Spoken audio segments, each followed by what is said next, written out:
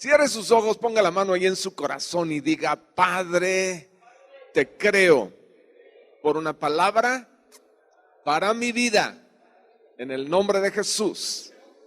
Amén. Así ha de ser. Gloria a Dios. Ramón Carlín era un empresario nacido en el estado de Puebla. Procreó 10 hijos y se dedicó a la empresa. Su negocio fue electrodomésticos. Puso una pequeña empresa en donde vendía electrodomésticos, mayormente lavadoras, y le fue bien. De los 10 hijos, uno de ellos, Ramón, resulta que cuando era menor de edad quería casarse, y para evitar que se casara lo mandó a Irlanda. Y en una ocasión que Ramón Carlín fue a visitar a su hijo a Irlanda, vio allá un anuncio en el que se estaba promocionando la primer competencia de velero a nivel mundial para dar la vuelta al mundo. Y le pareció sumamente interesante. Entonces le dijo a su hijo Ramón: ¿y si le entramos? Y el hijo le dijo: órale. Y se inscribió ahí en Europa.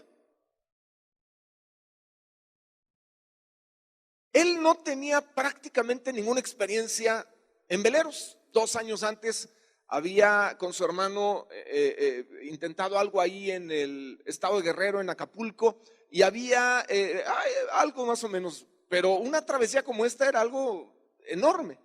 Se inscribió, y cuando se inscribió no tenía velero, no tenía experiencia.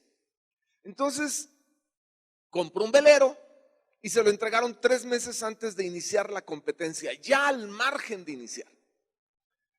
Conformar la tripulación fue otro desafío, porque encontrar personas que se aventuraran a un viaje como este era muy complicado. Finalmente logró conformar su tripulación, mayormente con familiares, y al último momento le falló uno de la tripulación y que se jala a la esposa. Paquita era la esposa, y la puso como cocinera. Los primeros 42 días de la tripulación, Paquita se la pasó quejándose y le dijo: ¿por qué me trajiste este viaje? La pobre mujer se la pasó sufriendo los primeros 42 días. El viaje consistía en cruzar todo el mundo en un velero. El viaje duró 133 días, pero contando las paradas en total fueron 150 y tantos días.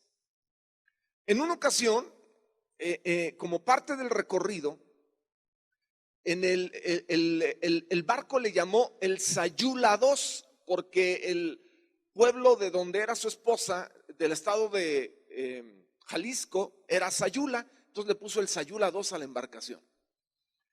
Y en una ocasión, al enfrentar una tormenta, una ola de 12 metros los volcó el velero completamente, y todos se cayeron al mar. Iban con arneses, lo que les permitió regresar a la embarcación. Fue complicadísimo. La gente que iba dentro de la embarcación decían que era el mejor capitán. Todos los días les servían filetes, hamburguesas, la mejor comida, la mejor bebida. La tripulación no era muy grande, pero ahí iban todos. La competencia era mayormente en contra de las 2 potencias mundiales de vela, que era Francia e Inglaterra. Estamos hablando de 1972. Francia e Inglaterra. En total eran 17 los veleros que participaron en esta competencia.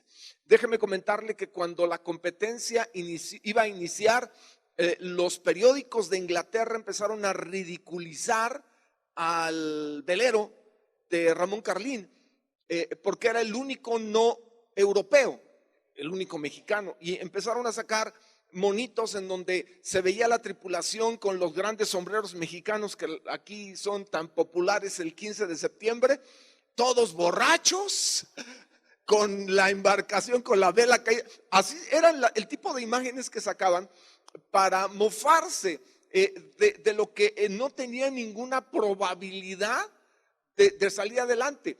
Estaban compitiendo contra veleros con embarcaciones profesionales. Algunos eran de la Armada inglesa. Así que eran personas con un alto índice de capacidad para lograr el éxito en este desafío. Resulta que dentro de toda esta travesía, al final el que ganó fue Ramón Carlín. Él llegó antes que ninguno de los demás. Y Ramón Carlín fue un hombre que vivió 92 años. El año pasado, el 2016, en mayo, apenas falleció él. Se hizo incluso una película que habla de la epopéyica historia que les estoy platicando. Y cuando se ha buscado entender el secreto de este hombre, se observan dos detalles fundamentalmente: la fe y la perseverancia. Como un estilo de vida de él. Él fue un hombre con una gran confianza, que exudaba confianza, que motivaba a los demás, pero además era un hombre muy perseverante, que a pesar de los desafíos que él logró enfrentar y que podrían haber desanimado a cualquiera, él salió adelante. El nombre de Ramón Carlín se convirtió en una leyenda. Usted puede buscar con el nombre de Ramón Carlín y va a salir un montón de videos en YouTube del histórico momento en el que él logró esta competencia y logró salir avante. Me inspira la historia porque nos sitúa en una realidad, y es la manera como uno anda. Es decir, la manera como uno vive. ¿Cuál es el estilo de vida que nos caracteriza? Si yo le preguntara en esta mañana, ¿cuál es la marca que caracteriza tu personalidad? ¿Qué es aquello que te define? ¿Qué pudiera ser? A lo mejor algunos pensaríamos en alguna virtud, pero posiblemente algunos pensaríamos en algún defecto. A algunos tal vez no nos alcanzarían las virtudes para definir algo que fuera propio, o tal vez unos de manera más positiva pensaríamos: no, yo creo que me define el coraje, la perseverancia, o la confianza, o el ánimo, o el buen carácter, no sé, cualquiera que sea. El asunto es que en esta hora yo quiero preguntarle: ¿cómo anda usted? ¿Qué define la vida de usted? Bueno, como en esta casa es normal, toda reflexión la situamos en la Biblia. Pero ahora yo soy el que le voy a preguntar a usted, a ver si me conoce. Le voy a preguntar: ¿en qué libro de la Biblia vamos a fundamentar la reflexión del día de hoy?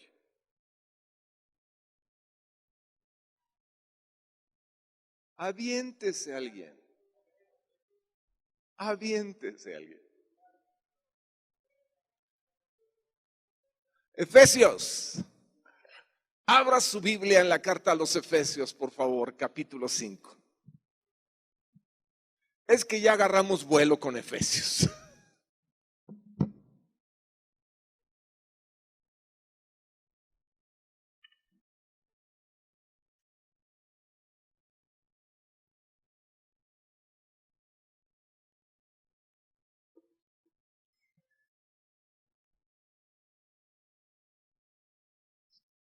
Efesios capítulo 5, perdón, a partir del versículo 1, los siguientes 17 versículos dicen así: sed pues imitadores de Dios como hijos amados, ¿y qué?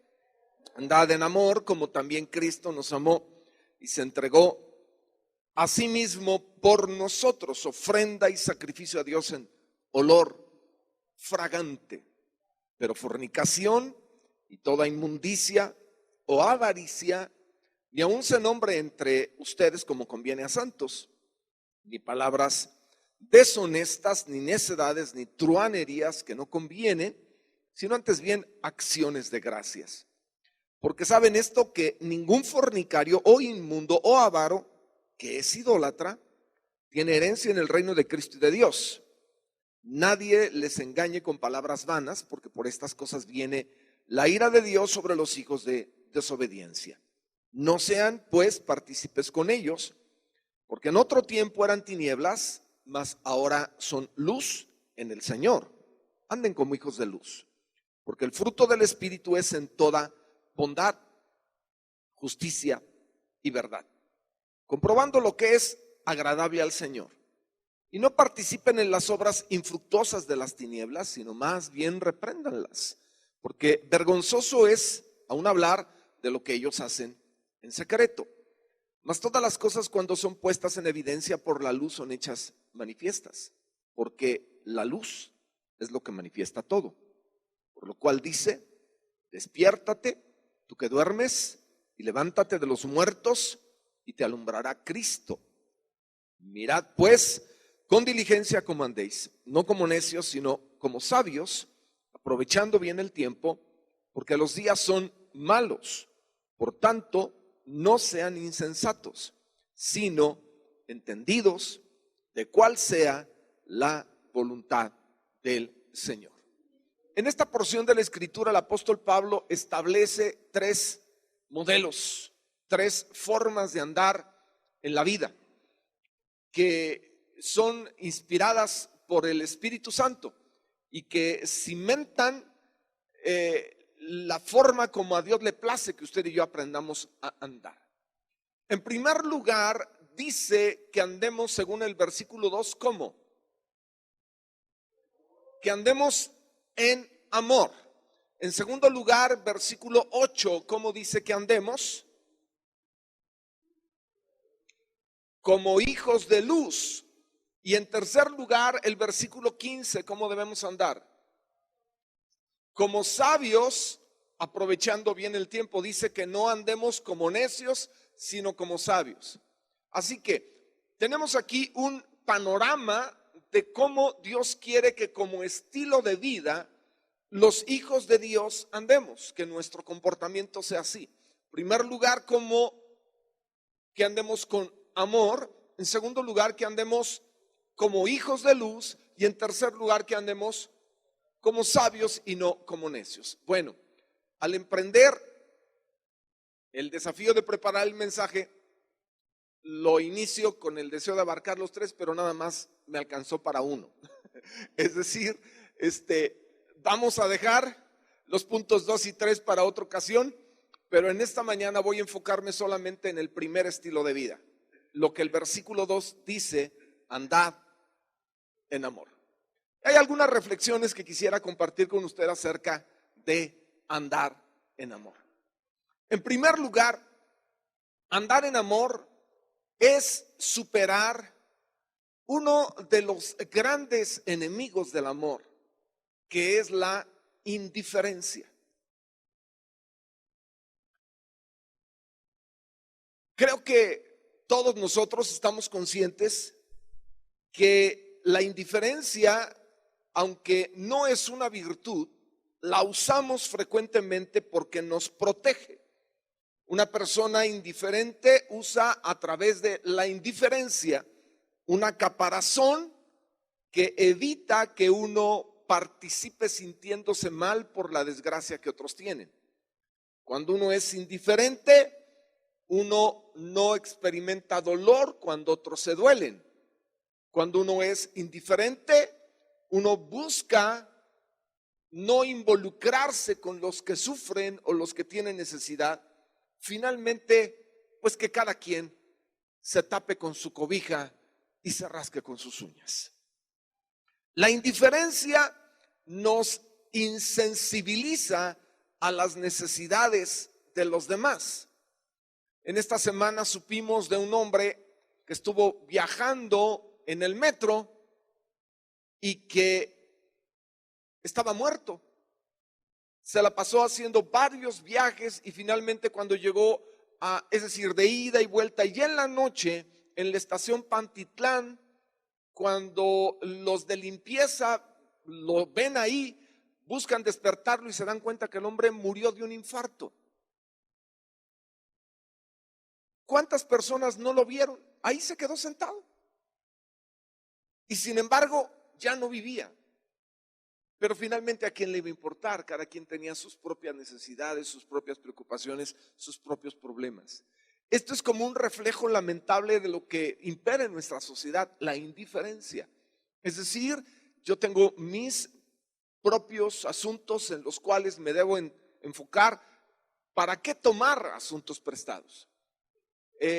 Ha sido terrible ver algunas fotografías increíbles en algunos países, mayormente de Asia, en donde se ven bebés en las calles, muertos, y nadie hace nada. La indiferencia puede llegar a ser brutal, literalmente puede llegar a ser brutal. Y cuando nosotros somos indiferentes, nosotros no estamos amando. La indiferencia tiene la capacidad de insensibilizarnos a lo que los demás sientan. Yo creo que una de las porciones en la Biblia que mejor retrata el enfrentamiento contra la insensibilidad, la indiferencia, es Lucas capítulo 10 del 25 al 37. Le platico de qué consiste esta historia. Resulta que se acercó un intérprete de la ley con nuestro Señor Jesucristo y le pregunta: maestro, ¿haciendo qué cosas voy a poder heredar la vida eterna? Y Jesús le pregunta: ¿qué dice la ley?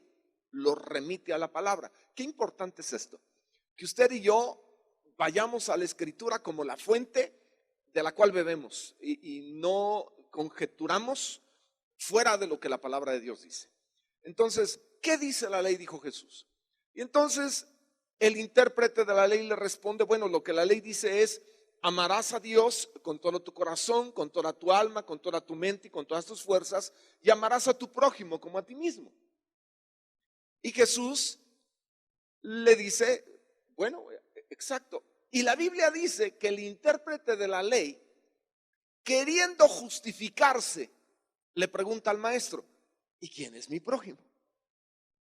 Y entonces Jesús le relata la maravillosa historia que usted y yo conocemos. Un hombre descendía de Jerusalén a Jericó, y en el viaje es sorprendido por unos ladrones que le roban sus pertenencias y lo dejan malherido. Entonces desciende un sacerdote que, viéndolo, pasa de largo. Luego desciende un levita que, viéndolo, pasa de largo. Y entonces desciende un samaritano que, viéndolo, tiene compasión de él. Y la Biblia dice que este samaritano hace 7 cosas. Número 1, se acercó a él. Ni el sacerdote ni el levita se acercaron al hombre ultrajado, robado, golpeado, herido, ninguno. Lo primero que muestra el vencer la indiferencia es cuando uno se acerca a los demás. Es cuando uno rompe la burbuja del egoísmo y la traspasa, y uno se acerca decididamente. Lo primero que hizo el samaritano fue acercarse. Segundo, dice la Biblia que vendó sus heridas. Es decir, empezó a hacer algo para que la necesidad de este hombre fuera suplida. Número 3, tomó aceite y tomó vino y la vertió sobre las heridas de este hombre. Número 4, lo puso sobre su cabalgadura. ¿Qué significaba esto? Significaba renunciar a su comodidad. No llevaba 2 cabalgaduras, llevaba una. Y en lugar de que él estuviera arriba de la cabalgadura, en el caballo o en el burro, en la mula, en la cabalgadura que llevaba, ahí puso a este hombre. Número 5, lo llevó al mesón. Número 6, cuidó de él. Y número 7, sacó dinero y al otro día que se iba le dijo al mesonero: mira, cuida de él y lo que gastes yo te lo pago. Y entonces nuestro Señor Jesucristo le preguntó al intérprete de la ley: ¿cuál de los 3 fue el prójimo? Es el samaritano. Y entonces Jesús lo tenía ahí donde quería. Y le dijo, ve y haz tú lo mismo. ¿Qué sabía este hombre? Que lo más importante era amar a Dios y amar al prójimo. Pero lo sabía aquí. De nada sirve si usted sabe aquí que debe amar a Dios y amar al prójimo si no lo lleva a la acción. Este hombre, el samaritano, venció la indiferencia que caracterizó al sacerdote y al levita. Si vamos a andar en amor, tenemos que vencer la indiferencia. Porque es terrible, es un lastre, es una caparazón que nos impide hacer algo por los demás. El sacerdote lo vio, pero con indiferencia. Era un sacerdote. El levita lo vio, era un levita, pero con indiferencia. Y el samaritano, que no tenía ni nada que ver con la fe, era ni sacerdote ni levita, era un samaritano. Es más, samaritanos y judíos no se llevaban. Tuvo que romper la tradición el samaritano para acercarse al judío y para hacer bien a este hombre. ¿Qué hay de por medio? El amor vence la indiferencia. Cuando uno ama, uno tiene que aprender a superar el lastre terrible que la indiferencia conlleva. Es en verdad muy frecuente el que uno tenga que enfrentar la indiferencia. El amor es exactamente lo opuesto a la indiferencia. Reflexione conmigo. ¿Qué tan indiferentes somos? ¿Qué tan duros a las necesidades de los demás? ¿Qué tan fríos para considerar lo que podemos hacer por otros? Permítame hacerle algunas preguntas que el Espíritu Santo puso en mi corazón mientras preparaba este mensaje. ¿Hay alguna persona a quien usted sabe que debió ayudar y no le ha ayudado? Nadie responda, solo reflexione. ¿Hay alguna persona a la que usted pudo darle un apoyo económico y no se lo dio? ¿Hay alguna persona a la que usted le negó algún favor que bien pudo hacerle? ¿Ha dado a quienes no pueden pagarle dinero o bienes? Y usted puede preguntarme, pastor, ¿por qué se enfoca en lo material? Y yo le digo, mi preciosa ovejita, no es mi enfoque, es el enfoque de Jesús. No se me ocurrió a mí. Todo lo que este samaritano hizo fue material. El amor no fue llegar y darle un abrazo y decirle, ay, cómo te amo, judío, aunque me caes mal. Tradujo su amor en hechos.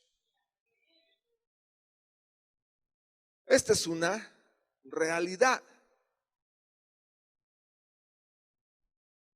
Recuerde que se puede dar sin amar, pero no se puede amar sin dar.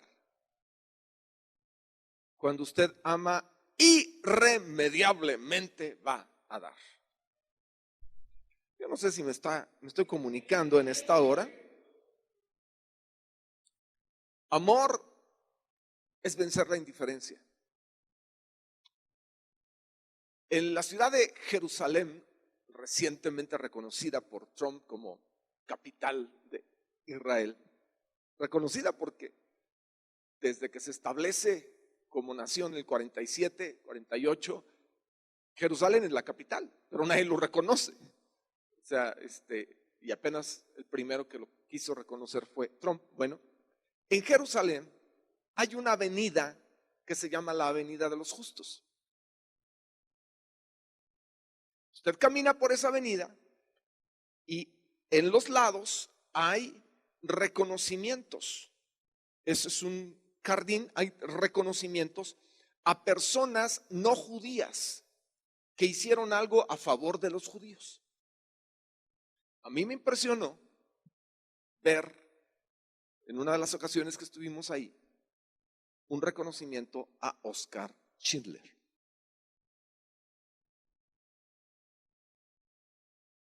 Y el nombre vino a ser famoso a partir de 1993, que Steven Spielberg lo inmortalizó con su famosa película La lista de Schindler. ¿Quién no ha visto esa película? ¿Quién no lo ha visto? Levanta la mano. Okay. Que no pase este año sin que no lo vea. De verdad, vea La lista de Schindler. Sí, es una película un poco larga, pero es una película histórica, impresionante. Todos debemos verla. Este hombre, siendo un empresario alemán, con sus recursos, le salvó la vida a 1,200 judíos polacos. Los compró. Y es estrujante la parte final, cuando él toma el anillo y dice: ¿cuántos podría haber comprado con este anillo y no lo hice?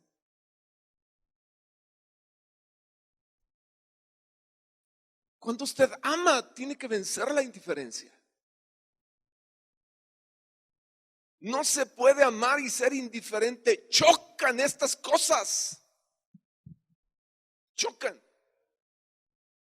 Lo primero que tiene que superarse cuando amamos, si andamos en amor, tenemos que superar el obstáculo que es la indiferencia, para aterrizar en el corazón de la gente y lograr hacer exactamente lo que Dios quiere que hagamos. Tal vez usted y yo no tengamos tal capacidad económica como la de Oscar Schindler, pero de acuerdo a la capacidad económica que poseemos, ¿qué hemos hecho a favor de otros? ¿Cómo les hemos demostrado nuestro amor? Reflexione conmigo. ¿Cómo hemos demostrado amor a las personas que nos piden ayuda en la calle?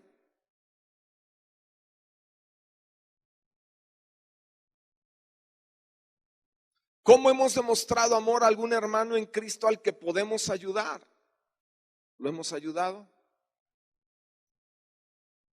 Siempre y cuando sea algo ocasional, ¿verdad? Porque hay quienes pueden equivocadamente pensar que deben ser mantenidos por los demás. Ese es un extremo equivocado. Pero la ayuda ocasional es una bendición. ¿Cómo ha demostrado su amor a las personas que le sirven en esta casa? ¿Cómo le ha demostrado su amor a familiares que pueden no ser muy afín a usted? Ya sabe, uno tiene sus familiares con quienes mejor se lleva y tiene los otros.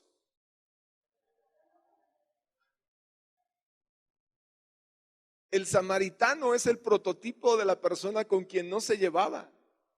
Y el samaritano tuvo que vencer eso para acercarse y bendecir a este hombre que estaba en muy malas condiciones. ¿Cómo ha demostrado su amor para con aquellos que menos lo merecen? ¿Cómo ha demostrado su amor a compañeros de trabajo o compañeros de escuela? Cuando estudiaba en el Instituto Bíblico, 1980, 81. Yo estudié en el nocturno, por eso salí así. El instituto es bueno, pero pues ya Dios tuvo misericordia y pues salí, ¿verdad? En el diurno estudiaba un muchacho del norte del país, güerito, rubio. Cómo me caía mal. De esas cosas que dice uno, no sé qué pasa, pero no me pasa. Y parece que el asunto era mutuo. Más o menos éramos de la edad. Y yo empecé a sentirme incómodo porque me caía mal. Entonces, lo que hice fue tomar la iniciativa y empezar a buscarlo, a saludarlo, a decirle por su nombre, Juan Ignacio. Y la iniciativa que tomé me costó trabajo, porque el orgullo nos lleva a decir, yo no necesito que me saluden. Si a mí si me saludan, no me saludan, yo como, yo respiro. ¿Ah? Ya ve cómo son algunos y algunas. Entonces, tuve que vencer eso y mostrarle que me interesaba.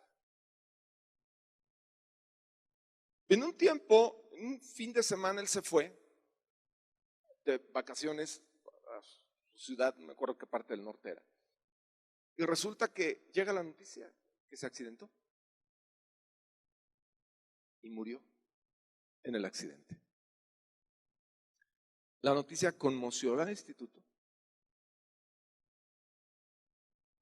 Me apenó mucho, pero no sabe cómo le di gracias a Dios por haber vencido mi orgullo y haberme acercado a Él.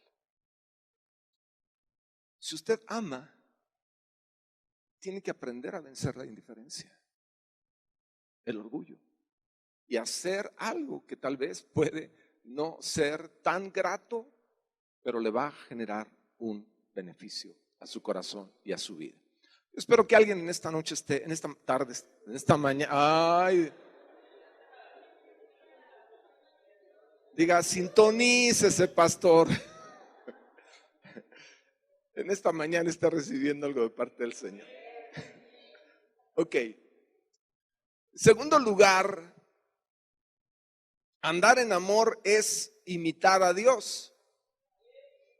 El versículo primero así lo dice: sean pues imitadores de Dios como hijos amados, y luego dice inmediatamente, y andad en amor.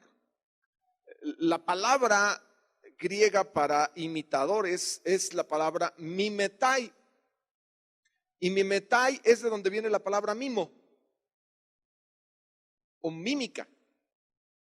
Entonces, imitar, de acuerdo a esto, es hacer lo que otro hace. Ya ve que el mimo imita, hace una pantomima en el que recrea un personaje. La mímica es la imitación. ¿Cuántos no han jugado juegos de mímica para, a través de la mímica, por ejemplo, identificar el nombre de una película o lo que sea, verdad? Bueno, es comunicarse a través de la mímica. Lo que está diciendo la escritura es que uno recree al Señor, es decir, que uno imite al Señor, que lo que el Señor hace, usted y yo lo podamos reproducir, lo podamos copiar. El gran imitador del Padre es Jesucristo. A mí me impresiona mucho, fíjese. Déjeme comparto algunos versículos de Juan capítulo 5 con usted. En el verso 17, Jesús dice, como el Padre hasta ahora trabaja, yo trabajo. Él dice, yo imito al Padre en esto de trabajar. Juan 5, 19, todo lo que el Padre hace, también lo hace el Hijo igualmente. ¿Qué está diciendo Jesús? Yo copio a mi papá. Lo que mi papá hace, yo lo hago. Juan 5, 21, como el Padre levanta a los muertos y les da vida, así también el Hijo a los que quiere da vida. Y pues tenemos en el Evangelio las muchas ocasiones en las que nuestro Señor Jesucristo resucitó muertos. Juan 5, 22 y 23, porque el Padre a nadie juzga, sino que todo el juicio lo dio al Hijo, para que todos honren al Hijo como honran al Padre. El que no honra al Hijo, no honra al Padre que lo envió. Esto es muy claro. Y hay personas que tienen una religión en donde lamentablemente buscan disminuir la persona de Jesús. Vale la pena que escuchen a Jesús decir esto: el que no honra al Hijo, no honra al Padre. Uno debe honrar al Hijo, debe darle un lugar al Hijo, y al darle ese lugar al Hijo, el Padre es glorificado. Juan 5:26, porque como el Padre tiene vida en sí mismo, así también ha dado al Hijo el tener vida en sí mismo. Ninguno de nosotros podemos con verdad afirmar que carecemos de ejemplo para amar. El Padre es nuestro ejemplo, y algo que usted y yo tenemos que hacer es imitar al Padre. Andar en amor es imitar al Padre. ¿Qué hace el Padre cuando ama? Lo que hace es dar. Porque de tal manera amó que dio. Amar es dar. Amar es dar. Cuando nosotros imitamos al Padre en su esencia, que es amor, lo que vamos a hacer es dar. Y algunos para este momento dicen: ¿por qué no me quedé en mi casa? Pues porque Dios lo trajo. Porque a las 3 de la mañana yo estaba orando para que usted viniera a este lugar y para que recibiera algo de parte del Señor. Mire, escribí una lista de cosas que podemos dar sin que nos cueste un centavo. Esto les va a gustar a muchos. Cosas que podemos dar sin que nos cueste un centavo. Número 1, atención. Mirada concentrada. Es atención. ¿Sabe que a todos nos gusta ser atendidos cuando hablamos? Y algunos tienen la extraña capacidad de estar interrumpiendo a quien habla. Y dice: sí, pero a mí también. Es igual a mi hija. Sí, también a mi nieta. A mi casa le pasa lo mismo. Y ya está queriendo decir lo que a uno le pasa. Aprenda a escuchar con atención. Deje su historia para otra ocasión. Uno tiene que aprender a renunciar a las historias propias para involucrarse en la historia que está escuchando. Porque ya está, y uno ya relacionó y dice: no, yo ahorita me vas a escuchar, yo tengo un montón de cosas que... Cállese, escuche, ponga atención. Cuando empecé a pastorear tenía 23 años. Hoy tengo 25. No, ni 25. 31 en esta iglesia. Dios mío, qué aguante nos han tenido. 23 años. La iglesia donde comenzamos a pastorear antes de esta estaba en la colonia Paulino Navarro, ahí por Jamaica. Y era una iglesia que tenía más de 30 años de haber sido establecida. 23 años cuando llegué a pastorear. La mayoría de las personas me doblaban la edad. Y había personas que cuando yo predicaba ni me veían. Porque dicen: ¿y este chamaco qué me va a enseñar a mí? Allí Dios nos permitió estar 1 año 8 meses. Y el chamaco no les enseñó nada. Pero el Dios del chamaco sí. Porque no es el hombre, es el Dios que llama al hombre, el Dios que capacita al hombre, el Dios que unge al hombre. Y si a Dios le plació usar a una burra para hablar, también le place usar a chamacos para hablar a su pueblo. Bendito sea el Señor. Aprendamos a dar atención concentrada.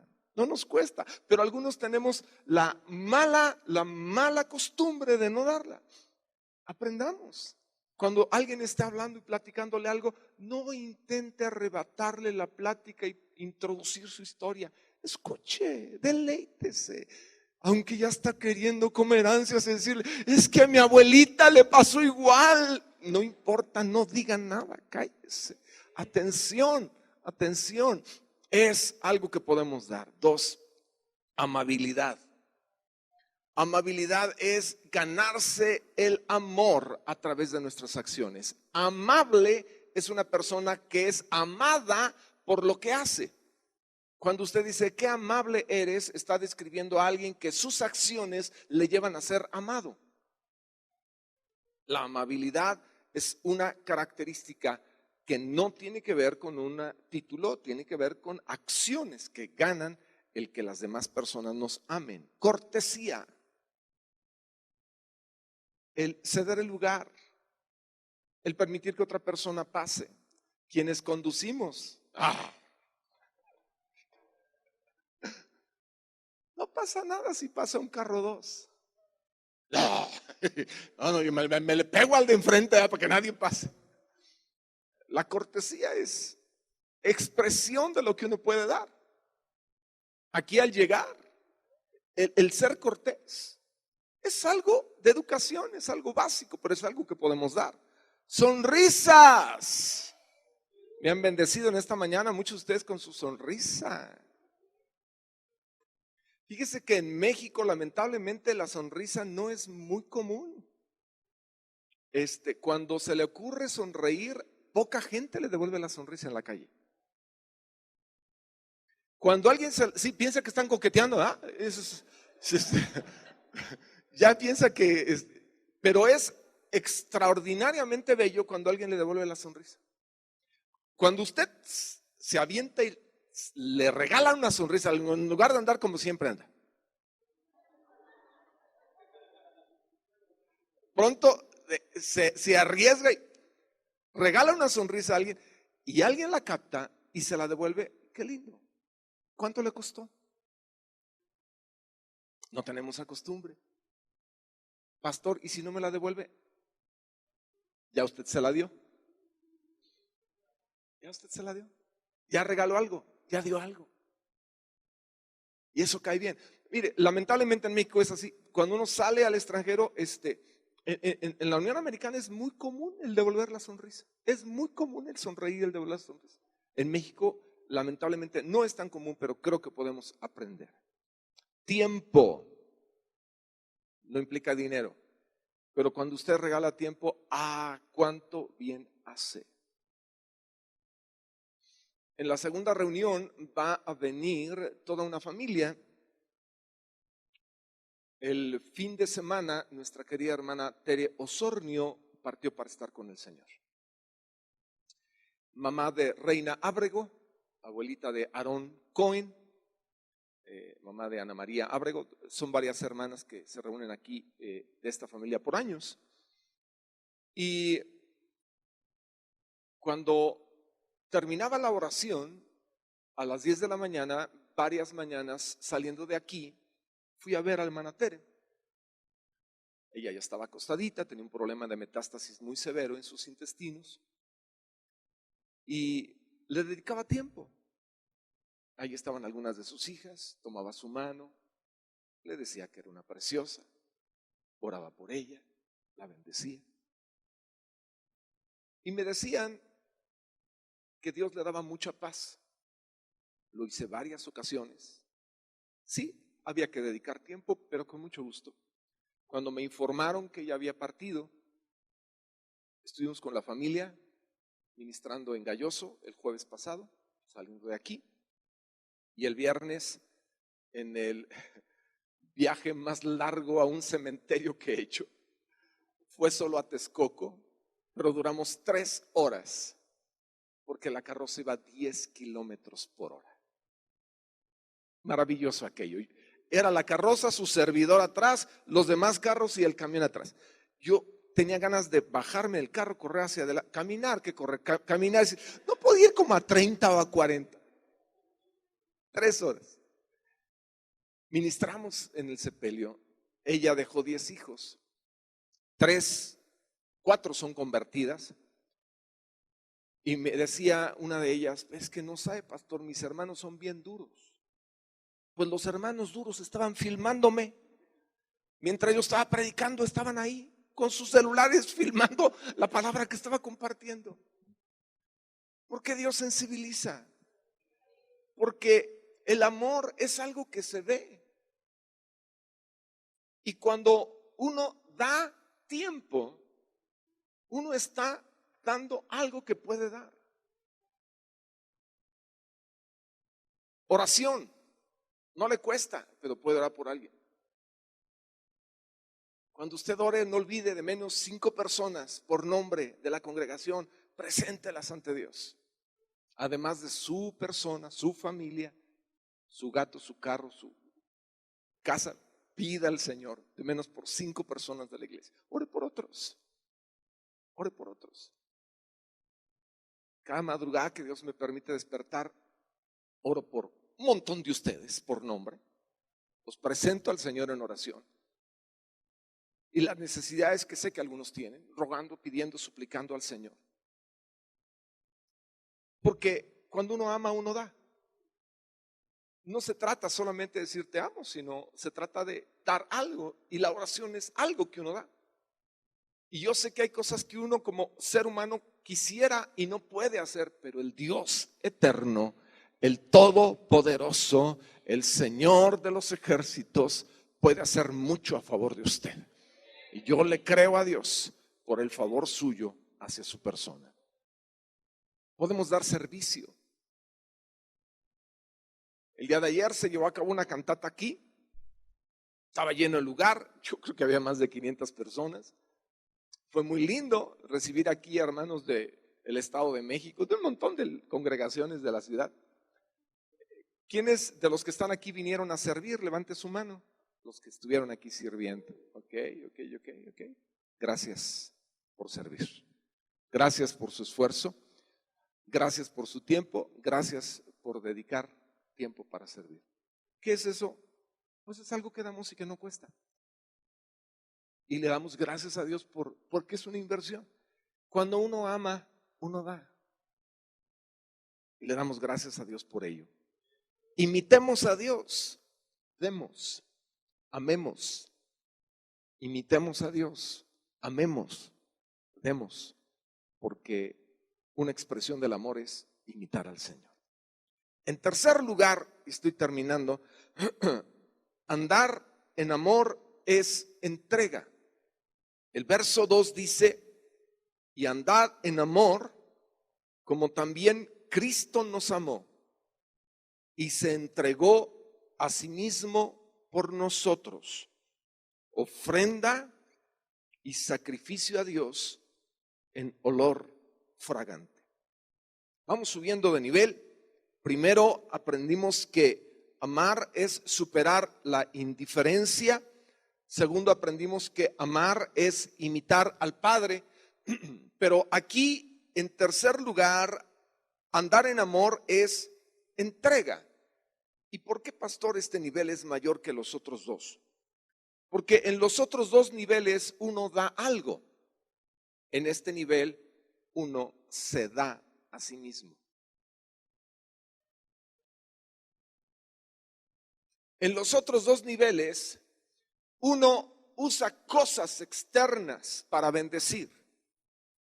En este nivel, cuando uno anda en amor, uno no echa mano de cosas, uno se da. El ejemplo que la Biblia nos da acerca del amor es Jesús.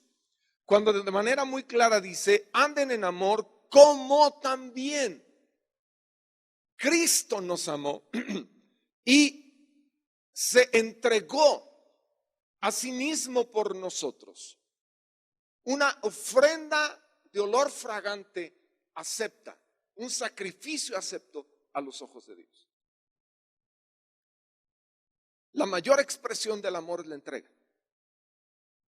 Porque cuando uno se entrega, uno vence uno de los peores enemigos del amor, que es, ¿cómo se llama eso? Que nada más quiere uno lo suyo.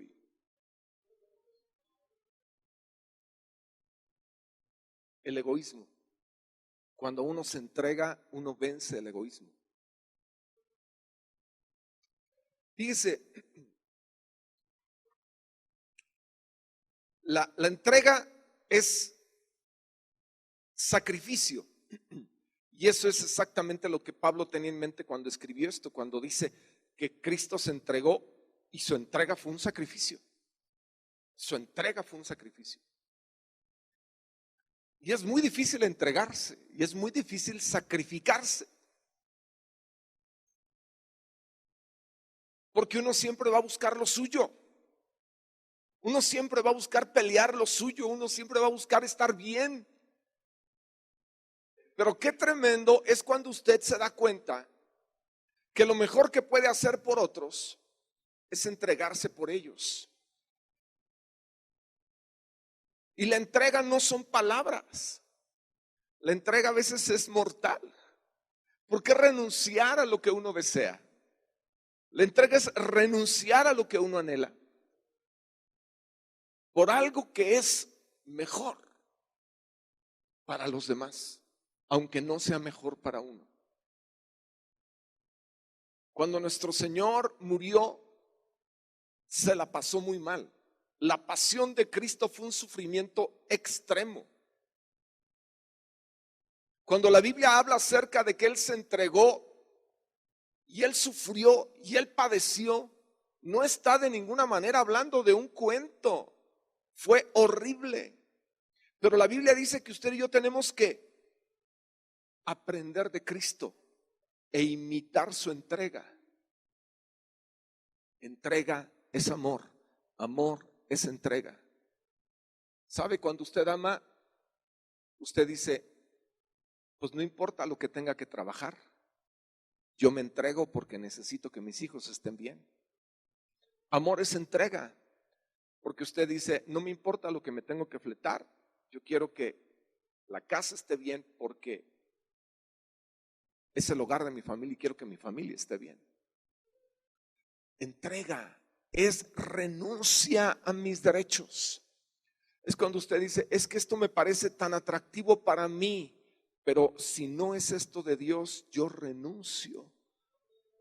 Y es entrega y es sacrificio, porque usted dice, no, porque esto no es lo que Dios quiere, esto no va a bendecir a los demás, esto no va a ser bien. Cuando usted se entrega, usted deja de pensar en usted mismo. Deja de pensar en su beneficio, deja de pensar en la manera como le va a beneficiar eso y piensa en los demás.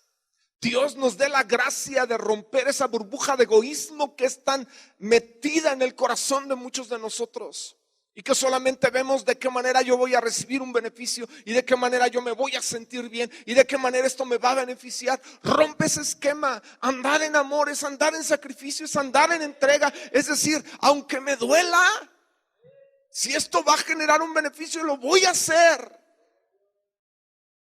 Cuando Pablo presenta a Cristo como el gran campeón del amor, el gran campeón del amor fue el gran campeón de la entrega, fue el gran campeón del sacrificio. Y algunos no estamos dispuestos a sacrificarnos ni tantito. Levanta los platos. Ay, a mí, ¿por qué? A mí no me toca. Hay cosas tan elementales que uno no quiere hacer, que uno cree que es algo para quien no sé qué. La entrega es algo práctico. El sacrificio es algo práctico. Es meter las manos, es hacer cosas. Es decir, no me toca, no me importa, pero si esto genera un provecho, lo voy a hacer. La Biblia presenta a Jesús como el campeón de la entrega, el campeón del amor, el campeón del sacrificio. Yo pregunto, ¿cuántos de ustedes saben que Jesús les ama? ¿Cómo lo saben? Porque se entregó, ¿verdad? Piense por un momento. Imagínense a Jesús viendo a la humanidad que se va al infierno desde el cielo y diciendo, híjole, ¿cómo los amo? Qué pena, pobrecitos. Si cambiaran, si alguien hiciera algo por ellos, ay, qué pena. Humanidad, los amo. ¿Creería eso? Pero ¿cuántos tenemos duda del amor de Jesús? ¿Por qué?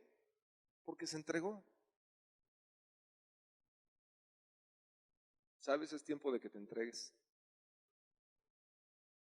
de que renuncies a lo que no está bien. Por eso el verso 3 de Efesios 5 dice: pero fornicación, inmundicia, lascivia, ni aún se nombra. Es decir, hay cosas que usted y yo tenemos que renunciar por amor, porque no agradan a Dios. El gran mensaje de Jesús es un mensaje sin palabras.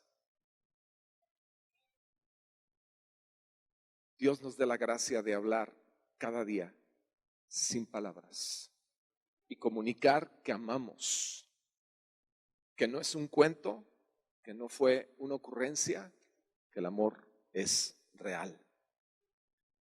Juan 13:35 contiene las siguientes palabras de Jesús: en esto conocerán todos que son mis discípulos, si tuvieren amor los unos con los otros. Lo que caracteriza a los seguidores de Jesús es el amor. ¿Alguien está escuchando? Juan lo expresó así: el que no ama no ha conocido a Dios, porque Dios es amor. Pero amor es vencer la indiferencia, es imitar al Padre, es entrega. Vamos a estar de pie.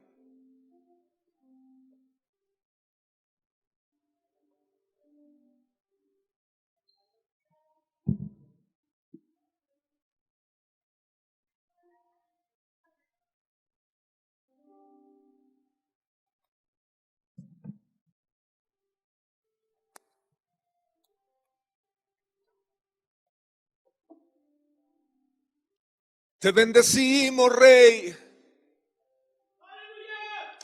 Todo el honor y la gloria a ti, Padre. Te damos honra, amado Dios. David escribió en el Salmo 31: he venido a ser como un vaso quebrado. Pero solo el vaso quebrado hace que el perfume salga y llene el lugar.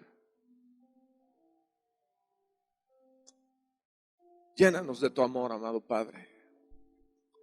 Tu palabra en esta hora ha sido compartida.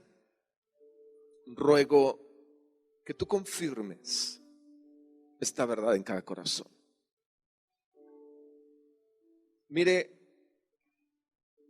yo no sé, pero me parece oportuno tomar unos minutos en la presencia del Señor y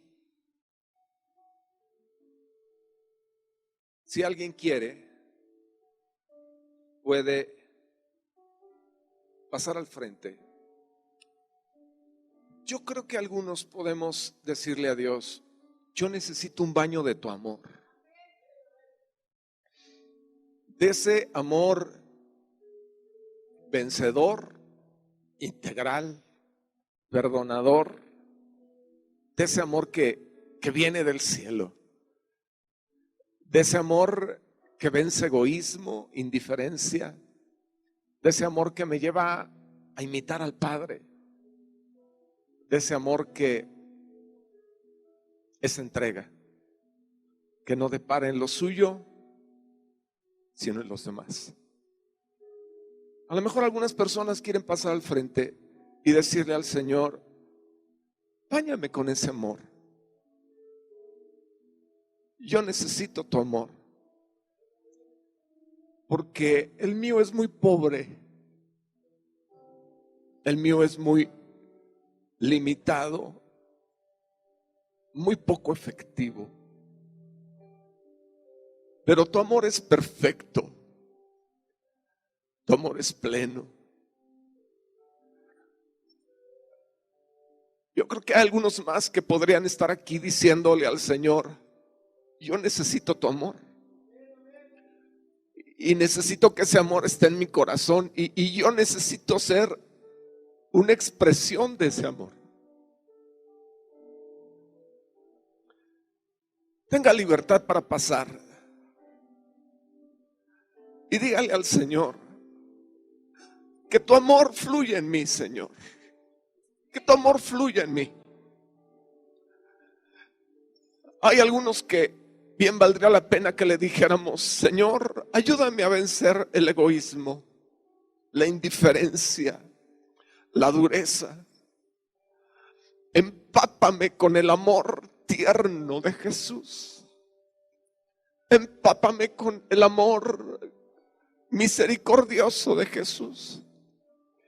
Empápame con el amor que no juzga, con el amor que no señala, con el amor que no rechaza. Empápame con tu amor.